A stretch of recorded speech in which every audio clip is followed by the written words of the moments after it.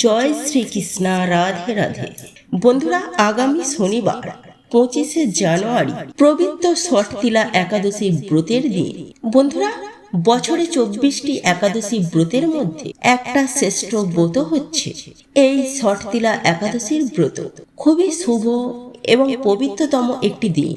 আর এই শুভ একটি দিনে কিছু করুন বা নাই করুন, এই একটি ফুল শনিবার ষটতিলা একাদশীর দিন ভগবান বিষ্ণুদেবকে ও মাতা লক্ষ্মীর চরণে আপনি যদি নিবেদন করতে পারেন, তাহলে আপনার জীবনে আর্থিক সমৃদ্ধি বৃদ্ধি পাবে ও অখণ্ড সৌভাগ্য লাভ করবেন। হ্যাঁ বন্ধুরা, 2025 সালে আপনার কখনো অর্থের অভাব হবে না। বন্ধুরা, একই সাথে 2025 সালটি যদি আপনারা সুখ শান্তি সমৃদ্ধি পেতে চান, তাহলে 25শে জানুয়ারি শনিবার ষটতিলা একাদশীর দিন ভুলেও খাবেন না এই একটি খাবার। এর ফলে আপনারা সারা জীবন রোগে ভুগবেন, জ্বলে মরবেন। হ্যাঁ বন্ধুরা, আপনারা যদি চান এই নতুন বছরে অর্থাৎ এই 25 সালটি আপনাদের জীবনে কোনো কিছুরই সমস্যা না আসুক, যদি আপনারা চান যে 2025 সালে কোনো অভাব অনটন আপনাদের জীবনে যেন না আসুক, তাহলে 25শে জানুয়ারি শনিবার দিন ভুলেও এই কার্যগুলি করবেন না। নইলে সারাটা বছর আপনাদের বাড়িতে মা লক্ষ্মীর জায়গায় অলক্ষ্মী প্রবেশ করবে। আর বন্ধুরা, আপনারা প্রত্যেকেই জানি, যেখানে অলক্ষ্মী থাকে সেই গৃহে বা সেখানে কখনো সুখ শান্তি সমৃদ্ধি থাকে না। বন্ধুরা, আপনারা ভুল করেও শনিবার ষটতিলা একাদশীর দিন এই 4টি কাজ ভুলেও করবেন না, নইলে আপনাদের সারাটা বছর খুবই খারাপ কাটতে পারে। বন্ধুরা, বছরের অন্যতম ও পবিত্র একাদশী হলো এই ষটতিলা একাদশী। আর এই পবিত্র ষটতিলা একাদশীর দিনে ভগবান বিষ্ণুদেবের পুজো আরাধনা করলে এবং তার পছন্দে এই ফুলটি নিবেদন করে হৃদয়ের অন্তর থেকে নিষ্ঠা সহকারে তার পুজো আরাধনা করলে একদিকে যেমন বহু জন্মে পাপ থেকে উদ্ধার পাওয়া যায়, ঠিক তেমনি আপনার সমস্ত মনের ইচ্ছা পূরণ হওয়া থেকে কেউ আটকাতে পারবে না।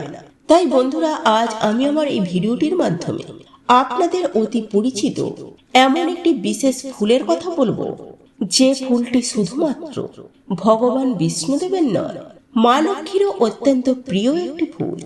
আর আগামী শনিবার ষটতিলা একাদশীর মহাযোগে আপনি যদি এই ফুলটি ভগবান বিষ্ণুদেবকে ও মাতা লক্ষ্মীকে অর্পণ করতে পারেন, তাহলে ভগবান বিষ্ণুদেব এবং মাতা লক্ষ্মী আপনার ওপর অত্যন্ত সন্তুষ্ট হবেন। এর ফলস্বরূপ আপনার জীবনে আর্থিক উন্নতি হওয়া থেকে কেউ আপনাকে আটকাতে পারবে না। এক কথায় আপনারা বলতে পারেন যে আপনারা রাতারাতি ধনী হয়ে উঠবেন। বন্ধুরা, এই ষটতিলা একাদশীর তিথি পড়েছে 24শে জানুয়ারি শুক্রবার সন্ধ্যা 7:25 থেকে এই ষটতিলা একাদশী শুরু হচ্ছে এবং এই তিথি থাকছে পরের দিন অর্থাৎ শনিবার 25শে জানুয়ারি সন্ধ্যা 8:31 এই তিথি সমাপ্ত হবে। আর এমন পরিস্থিতিতে উদয় তিথি অনুসারে আমরা পালন করব 25শে জানুয়ারি শনিবার ষটতিলা একাদশী পালিত হবে। আপনারা নিশ্চয়ই বুঝতেই পারলেন যে এই ষটতিলা একাদশী তিথি সঠিক এবং পূর্ণাঙ্গ সময়সূচি সম্পর্কে। কিন্তু বন্ধুরা, এইবার আমি আপনাদেরকে জানিয়ে দেব যে আপনি যদি একাদশীর এই পবিত্র মুহূর্তে ভগবান বিষ্ণুদেব এবং মাতা লক্ষ্মীকে বিশেষ করে এই একটি ফুল নিবেদন করতে পারেন, তাহলে আপনার সমস্ত মনোবাঞ্ছা 3 দিনের মধ্যেই তা পূরণ হয়ে যাবে। খুবই গুরুত্বপূর্ণ আজকের এই বিষয় প্রসঙ্গ, প্রত্যেকের জানা দরকার। দেশ ও দেশের বাইরে থেকে যে সকল দর্শকেরা এই মুহূর্তে ভিডিওটি দেখছেন, প্রত্যেককে জানাই সুস্বাগতম। অর্থাৎ সনাতনী ধর্ম তথ্যমূলক চ্যানেলে আমি সর্বদাই চেষ্টা করি সনাতন ধর্মের গুরুত্বপূর্ণ বিষয় প্রসঙ্গ আপনাদের সামনে উপস্থাপনা করতে। তাই আসুন কিছুক্ষণ সময় ধৈর্য ধরে এই বিষয়ে অবশ্যই জানার চেষ্টা করুন। শুরু থেকে শেষ পর্যন্ত ভক্তি, শ্রদ্ধা ও ভালোবাসার সহিত আপনারা শ্রবণ করবেন। ভালো লেগে থাকলে অবশ্যই একটি লাইক করবেন, কমেন্টে জয় মা লক্ষ্মী দেবীর জয় এবং জয় শ্রীকৃষ্ণ রাধে রাধে লিখে কমেন্ট অবশ্যই করবেন। তাহলে চলুন শুরু করি আজকের এই ভিডিওটি। তবে মূল আলোচনায় প্রবেশ করার আগে জয় বিষ্ণুদেবের জয়, জয় মা লক্ষ্মীর জয় লিখে কমেন্ট অবশ্যই করবেন। বন্ধুরা, আমি সবার প্রথমেই আপনাদেরকে জানিয়ে রাখি যে আগামী শনিবার ষটতিলা একাদশী তিথির মহাযোগে কোন সেই 4টি কাজ, যে 4টি কাজ করার ফলে আপনারা 2025 সালটি রোগে ভুগবেন, জ্বলে মরবেন। হ্যাঁ বন্ধুরা, আমি সবার প্রথমে যে কাজটির কথা বলবো তা হলো শনিবার ষটতিলা একাদশী তিথির মহাযোগে এই দিন মহিলারা মাথা ঘষবেন না। হ্যাঁ বন্ধুরা, আপনারা ঠিকই শুনেছেন, অর্থাৎ মাথায় সাবান শ্যাম্পু দেবেন না। একই সঙ্গে ছেলেরা চুল দাড়ি নখ ভুলেও কাটবেন না। বন্ধুরা, আমরা সকলেই জানি এই দিন মা লক্ষ্মীর পুজো আরাধনা ও জপ তপ করলে মা লক্ষ্মী আপনার প্রতি অত্যন্ত প্রসন্ন হন। বন্ধুরা, শাস্ত্র মতে এই দিন চুল দাড়ি নখ কাটলে তাদের ওপর গুরু বৃহস্পতি কুপ্রভাব পড়ে আর তাদের বাড়িতে অলক্ষ্মীর সৃষ্টি হয়। তাই বন্ধুরা, এই ভুলেও এই শনিবার ষটতিলা একাদশী তিথির মহাযোগে এই সকল কার্যগুলি করবেন না। এরপর দ্বিতীয় যে কাজটির কথা বলবো তা হলো বন্ধুরা, বাড়ির মধ্যে ঝগড়া ঝামেলা কলহ অশান্তি শনিবার ষটতিলা একাদশীর দিন একদম করবেন না, বিশেষ করে সন্ধ্যাবেলায় ও সকালবেলায়।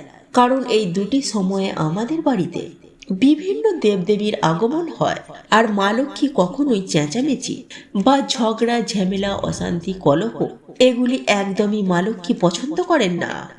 আর এর ফলে সেই বাড়িতে অলক্ষ্মী প্রবেশ করে। তাই বন্ধুরা, আপনারা বিশেষ করে সকাল ও সন্ধ্যাবেলায় ঈশ্বর বা ভগবানের নাম কীর্তন করুন। পশু পাখিদের অন্যদিন বাড়িতে কারোর সাথে এই সময়ে খারাপ ব্যবহার করবেন না।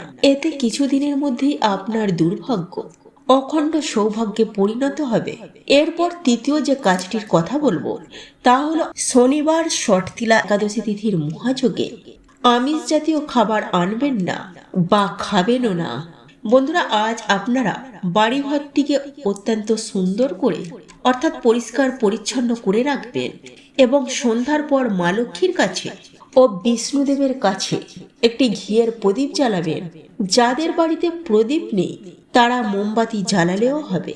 বন্ধুরা, সন্ধ্যাবেলায় ভগবান বিষ্ণুদেব ও মা লক্ষ্মীর কাছে বসে মায়ের ব্রত কথা পাঠ করুন।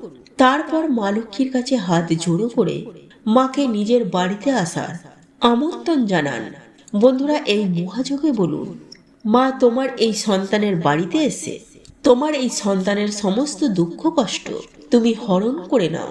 বন্ধুরা, আপনি যত ভক্তি ও শ্রদ্ধা সহকারে এটি বলবেন, মা অবশ্যই আপনার কথা শুনবেন।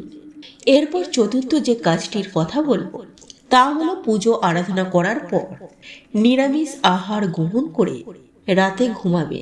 কিন্তু বন্ধুরা, ভুলেও রাতে সহবাস জাতীয় কার্য একদমই করবেন না, কারণ এতে আপনার এই ভৌতিক শরীর অপবিত্র হয়ে যাবে। আর সেই রাতে যদি কোনো দেব কৃপা হয় তাহলে তা আপনারা পাবেন না। তাই বন্ধুরা, আপনারা যতটা বিশ্বাস ও ভক্তি নিয়ে করবেন ততই আপনাদের জীবনে আয় উন্নতি বৃদ্ধি হবে।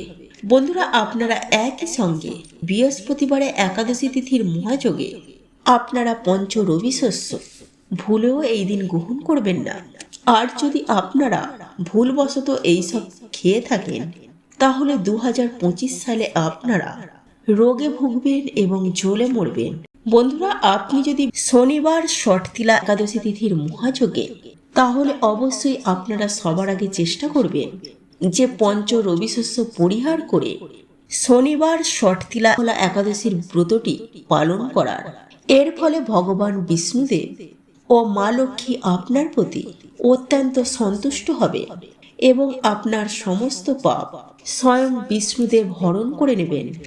আর আপনি যদি একান্তই এই একাদশীর ব্রত পালনে সক্ষম না হন তাহলে অন্তত পক্ষে বছরের প্রত্যেকটি একাদশী তিথির দিনে আমিষ খাবার খাবেন না।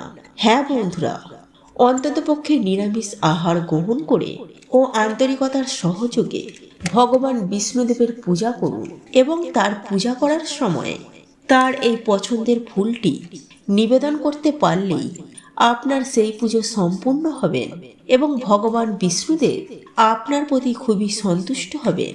একই সঙ্গে আমি আপনাদেরকে এটাও জানিয়ে দেব, শনিবার ষটতিলা একাদশী তিথির মহাযোগে আপনি যদি এই ফুলটি দিয়ে মা লক্ষ্মীর পুজো আরাধনা করতে পারেন তাহলে স্বয়ং মা লক্ষ্মীও আপনার প্রতি অত্যন্তই প্রসন্ন হবেন। আর এই ফুলটি হলো পদ্ম ফুল। হ্যাঁ বন্ধুরা, আপনারা একেবারে ঠিকই শুনেছেন, কারণ আপনারা প্রত্যেকেই জানি যে এই পদ্ম ফুল মা লক্ষ্মীর অত্যন্ত প্রিয়। কিন্তু শাস্ত্রমতে এই ফুলটি ভগবান বিষ্ণুদেবেরও অত্যন্ত পছন্দের। তাই এই শনিবার ষটতিলা একাদশী তিথির মহাযোগে কোনো ভক্ত যদি ভক্তি সহকারে একটি পদ্ম ফুল নিবেদন করতে পারে, সঙ্গে ভগবান বিষ্ণুদেবের পুজো আরাধনা করতে পারেন, তাহলে তার জীবনে থাকা সমস্ত প্রকারের সমস্যা এক নিমিষেই তা সমাধান হয়ে যাবে। এছাড়াও বন্ধুরা, মা লক্ষ্মী ও নারায়ণ তথা শ্রীহরিকে এই পদ্ম ফুলটি নিবেদন করলে এতটাই সন্তুষ্ট হন যে সেই ভক্তের গৃহে স্বয়ং মা লক্ষ্মী বিরাজ করেন, যার ফলে সেই গৃহে আর কখনোই টাকার অভাব থাকে না এবং নানান দিক থেকে অর্থের আগমন শুরু হয়ে যায়। বন্ধুরা, এই পদ্ম ফুলের পাশাপাশি আরও অনেক ফুল রয়েছে যে ফুলগুলি ভগবান বিষ্ণুদেবের অত্যন্ত পছন্দের। আর সেই ফুলগুলি হলো অশ্বত্থ, বৈজয়ন্তী, চাঁপা এবং জুঁই। তবে আকন্দ, ধুতরা ইত্যাদি ফুল, এই সকল ফুলগুলি ভুল করেও আপনি বিষ্ণুদেবকে ও মাতা লক্ষ্মীকে নিবেদন করবেন না। বন্ধুরা, আমি তো আপনাদেরকে বিষ্ণুদেবের পছন্দের কথা জানিয়ে দিলাম, ঠিক এরই পাশাপাশি আরও একটি বিষয় জানিয়ে দেব। এমন একটি পাতার কথা আমি আপনাদেরকে জানিয়ে দেব যে পাতাটি ছাড়া ভগবান বিষ্ণুদেবের পুজো আরাধনা করা একেবারে অসম্পূর্ণ হয়ে থেকে যাবে। হ্যাঁ বন্ধুরা, এই পাতাটি হলো তুলসী পাতা। বন্ধুরা, এই সামান্য তুলসী পাতা এবং একটি পদ্ম ফুল আগামী 26শে ডিসেম্বর বৃহস্পতিবার সফলা একাদশীর মহাযোগে ভগবান বিষ্ণুকে নিবেদন করতে পারলে ভগবান বিষ্ণুদেব আপনার প্রতি অত্যন্ত সন্তুষ্ট হবেন এবং তার কৃপায় আপনি যা চাইবেন আপনি তাই পাবেন। কিন্তু বন্ধুরা, এখন প্রশ্ন হলো, এই ফুল আপনি নিবেদন করবেন কখন? বন্ধুরা, এই পদ্ম ফুল আপনারা নিবেদন করবেন শনিবার ষটতিলা একাদশী তিথির মহাযোগে সন্ধ্যাবেলায়। হ্যাঁ বন্ধুরা, আপনারা সন্ধ্যাবেলায় যেভাবে বাড়িতে সন্ধ্যা আরতি করেন ঠিক সেভাবে সন্ধ্যা দেবেন। বাড়িতে যেভাবে নিত্য পুজো আরাধনা করেন ঠিক সেভাবেই নিত্য পুজো আরাধনা করবেন। সঙ্গে মা লক্ষ্মীর পাঁচালী অবশ্যই পাঠ করবেন। আর আপনাদের পক্ষে লক্ষ্মী পাঁচালী পাঠ করা সম্ভব না হয়ে থাকে তাহলে অন্তত পক্ষে শ্রবণ অবশ্যই করবেন এবং একই সঙ্গে আপনারা ভগবান বিষ্ণুদেবের এবং মা লক্ষ্মীর পুজো অতি অবশ্যই করবেন এবং সেই সঙ্গে ভগবান বিষ্ণুদেবের চরণে তুলসী পাতা অবশ্যই নিবেদন করবেন।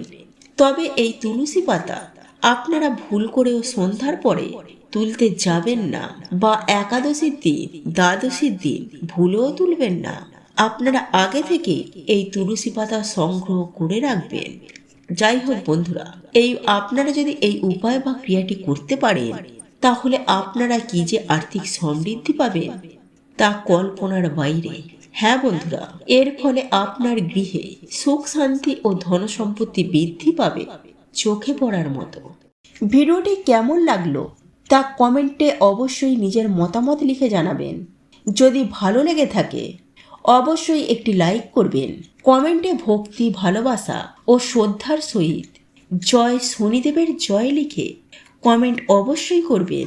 চ্যানেলে যদি নতুন হয়ে থাকেন তবে চ্যানেলটি সাবস্ক্রাইব করে পাশে থাকা নোটিফিকেশান বেলটি অন করে রাখবেন।